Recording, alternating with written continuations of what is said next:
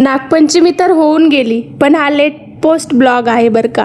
नमस्कार, मी नीलम. गेल्या वर्षी नागपंचमीला मी माहेरी होती, त्यामुळे यंदा माझी सासरीची पहिली नागपंचमी होती. का आमच्याकडे किती मस्त मातीचे नागोबा बनवले आहेत. पूजा झाल्यानंतर प्रथेप्रमाणे वाण देण्याचा कार्यक्रम पार पडला.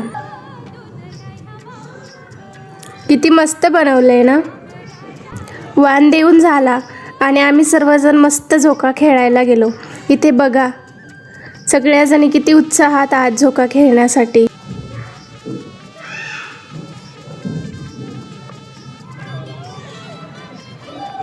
इथे मस्त आमच्या काकी सुद्धा झोका खेळत आहेत उत्साहाने.